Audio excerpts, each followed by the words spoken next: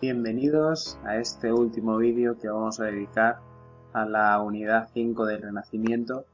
Es posible que te estés preguntando qué es este lugar, porque generalmente los vídeos anteriores los he grabado en el estudio, pero hoy he decidido hacer una excursión al salón y cambiar de decorado.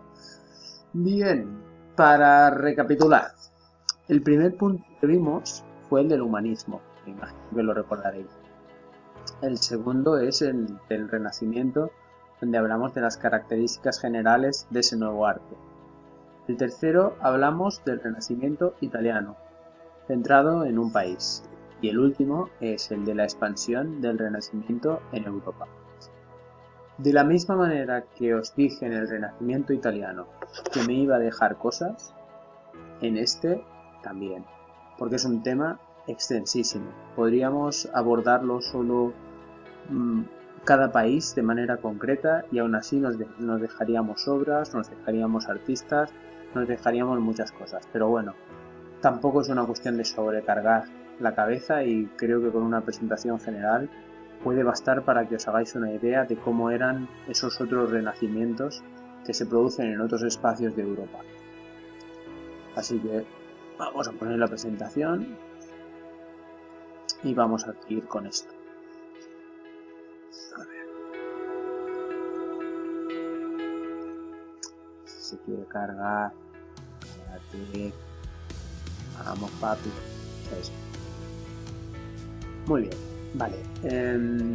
La expansión del Renacimiento. Imagino que habéis leído las páginas correspondientes y que más o menos os habéis hecho una idea de qué se trata todo esto, y quiero comentaros un tema.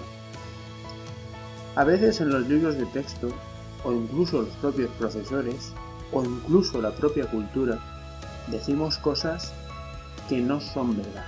Es decir, hay veces que a nivel cultural repetimos una mentira y por fuerza de repetirla, eso no va a hacer que sea verdad.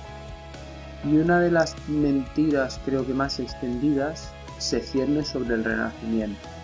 Es decir, se dice que el Renacimiento solo es el Renacimiento italiano, en Italia, y que se expande por Europa. De hecho, es lo que pone aquí, ¿verdad? Que es lo que pone aquí, que es lo que sale de vuestro libro de texto. Vale, pues eso no es verdad. Eso no es verdad. Hay un autor que se llama Panofsky, que nos habla en su obra Renacimiento y Renacimientos, y nos dice cómo ese movimiento cultural que se produce en el siglo XV ligado al humanismo tiene unas distintas características en ciertos lugares de Europa. Por lo tanto, desde mi punto de vista, podríamos señalar dos espacios del Renacimiento que son en realidad dependientes y a la vez independientes. El primero es el que conocemos todos, el de Italia, y el segundo es el de los Países Bajos, es decir, el Renacimiento del Norte, el que se produce en la zona de Flandes, Bélgica y Holanda.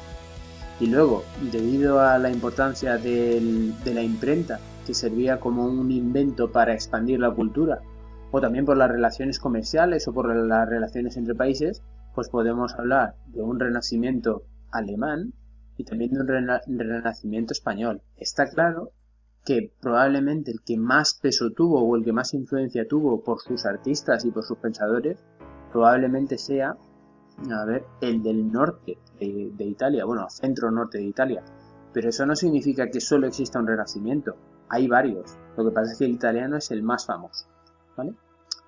Por lo tanto podemos decir que hay varios focos del Renacimiento, como vemos aquí justamente en el mapa que tenemos aquí en la presentación. Y podemos decir que el italiano, por su influencia, es el que más influyó en el resto de esos renacimientos. ¿De acuerdo?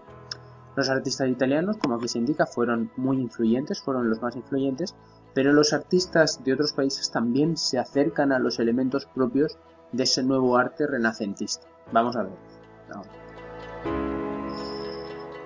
Vamos. Eso es. La ilustración que tenemos aquí es el Adán y Eva de Durero, y esto se encuentra en el Museo del Prado. España, los reyes de España, probablemente de España, de Castilla, de Aragón, etcétera. Probablemente desde la Baja Edad Media, reyes como la reina Isabel de Castilla y reyes posteriores como Carlos V, Felipe II, etcétera, eran muy admiradores de la pintura italiana y de la pintura flamenca, y por eso se preocuparon de proveerse de cuadros como el que yo pueda tener detrás. En este caso lo pintó mi hermano para mí. Pues esas personas se proveían de cuadros que, bueno, pues de artistas que les gustaban, y gracias a ese acumular cuadros y pinturas, pues tenemos en España museos tan maravillosos y tan preciosos como el Museo del Prado. De hecho, esta obra de Durero está en el Museo del Prado, en Madrid, ¿vale? Como vemos aquí, nos dice, los artistas alemanes pintaban retratos, paisajes y cuadros mitológicos. En él destaca Durero, Alberto Durero, preocupado por la proporción. Aquí se ve como justamente una proporción casi clásica de los cuerpos humanos y armonía del cuerpo. Holbein el joven y Cranach el viejo, amigo de Lutero, e hizo retratos de él. Vemos aquí, por ejemplo, un cuadro de Cranach que es Adán y Eva, pero ya vemos como aquí hay una influencia de las obras medievales, ¿no? De esas representaciones de las vidrieras que recordamos un poco. Sí que es verdad que el norte de Europa está mucho más influido por los artes medievales, por el arte gótico. Se nota algo de gótico en todo esto, ¿vale? En la expresión, en las miradas, en los cuerpos, en las posturas, ¿vale? Y como decía, este mismo Cranach el viejo también fue amigo de Lutero, que lo conocemos de la Reforma religiosa, y también hizo retratos del propio Lutero, que veis que son muy realistas, ¿eh? Vemos que estamos avanzando también ya no solo en la armonía, sino en el realismo, y esto destaca mucho en el Renacimiento del norte de Europa, el realismo. A ver, más cositas. Luego llegamos a Francia. Francia es un país vecino de Italia, y la influencia de Italia llega desde finales del siglo XVI. Pero como digo, aquí la influencia del arte gótico es mucho más fuerte que en Italia, pero muchísimo más fuerte. En Francia tenían al rey Francisco I, que aquí vemos en una serie que se hizo en televisión española, que era la serie Isabel, más o menos del año 2015, pues aquí está el actor que interpretaba a Francisco I, que era como un rey rival de los reyes castellanos y aragoneses en aquella época. Pues Francisco I era un humanista y era un mecenas de las artes.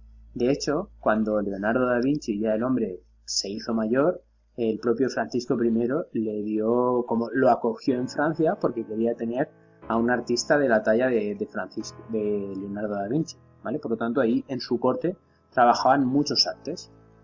Y en Francia destacan, por ejemplo, podemos hablar de en arquitectura, destacan construcciones de palacios, es decir, se fusiona el arte renacentista con el arte civil, el arte en este caso para elaborar palacios.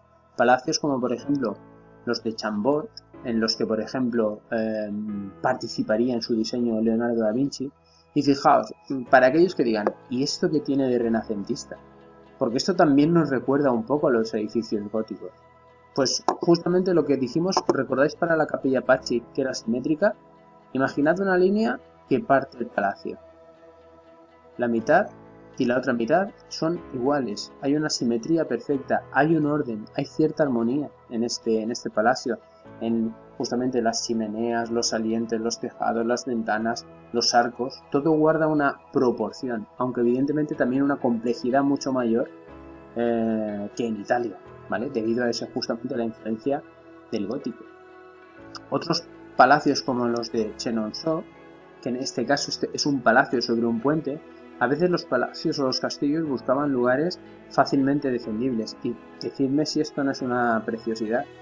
Justamente, no sé si recordáis un vídeo que hicimos, bueno, que hice sobre la Capilla Sixtina, y os dije que hay maravillas de este tipo por todo el mundo. No me digáis que este palacio no es bonito. Pues esto también, como vemos de nuevo ese orden del que os hablaba, ¿no? Ese orden,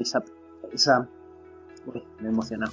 Esa proporción, esa armonía, se percibe también en este palacio con el de Fontainebleau, que vemos cómo poco a poco el palacio se va haciendo cada vez más complejo, adquiere escalinatas, y de alguna manera este arte renacentista francés, que no podemos calificarlo como de renacimiento italiano, ni mucho menos, poco a poco se va acercando a otros artes posteriores a los que llamaremos el barroco. poco a poco se va acercando, va como que va cambiando. El propio arte, digamos que está vivo. Y claro, en cada país o en cada región adquiere unas formas concretas. Bien. Luego llegamos a la pintura flamenca. Flamenco es aquello que hace referencia a la zona de Flandes, es decir, lo que serían las actuales Bélgica y Holanda. Allí hubo una influencia de la pintura italiana, pero evidentemente hubo una personalidad. Es decir, aquí hay otro renacimiento, que es el renacimiento flamenco, el renacimiento de Bélgica y Holanda. Aquí, como digo, justamente en esta zona, ciudades a un nivel burgués y comercial importantísimas, que manejaban lo que era la riqueza del comercio del Atlántico. Igual que había un comercio del Mediterráneo, había un comercio del Atlántico, y estas ciudades eran muy ricas y muy orgullosas gracias a eso. Por lo tanto, van a tener su propio renacimiento, experimentando con la pintura al óleo y con la perspectiva, ¿vale? Aquí vemos una imagen de la ciudad de Gante, en Bélgica, para que veáis un poco la riqueza de ese arte gótico, pero también la riqueza de esas grandes ciudades comerciales. Y la pintura flamenca se va a desarrollar sobre todo a lo largo del siglo XVI. La pintura flamenca, voy a leerlo, si esto me deja. La pintura flamenca va a reflejar el ambiente burgués, el comercio y la riqueza de aquel momento. Es decir, la pintura le va a servir a la burguesía como un mecanismo de explicar o presentar su riqueza y su forma de vida. ¿Sí? Por lo tanto, el arte va a estar al servicio de la burguesía. Vale, en cuanto a la pintura flamenca, características. Esta imagen que os he puesto aquí es lo que podríamos llamar, bueno, se le llama La joven de la perla, hecha por Vermeer, el pintor Vermeer, y es lo que le llaman la Gioconda flamenca. Es decir, es como una versión de ese retrato, de esa Gioconda, pero en el Renacimiento del Norte. Es decir, en el Renacimiento del Norte, en el Renacimiento flamenco, tienen su propio retrato vivo, que es esta señorita, que es la joven de la perla, de la cual se ha escrito una novela y también se ha hecho una película, como una sirvienta que al final tuvo una relación con el propio pintor, Vermeer, que se preocupaba de cuidar su estudio.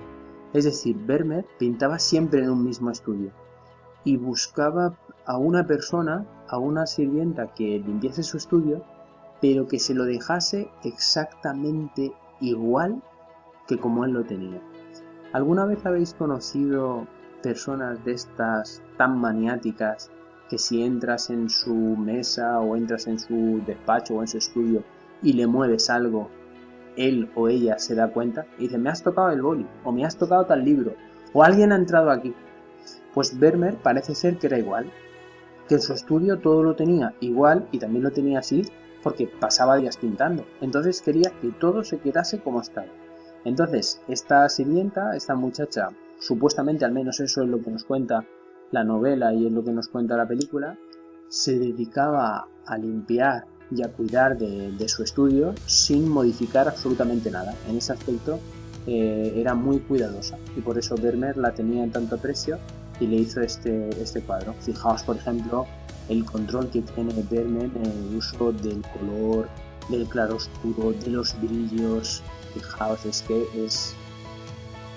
alguien sea capaz de hacer esto en pintura, a mí me parece increíble y emocionante. Y la pintura flamenca, una de las características que tiene es que le gusta mucho el detalle y el realismo. Es decir, pintar los pequeños detallitos que tiene y también que los detallitos sean reales. Y como quiero que esto quede bien explicado, lo vamos a dejar aquí y lo voy a explicar en un siguiente vídeo. Hasta ahora.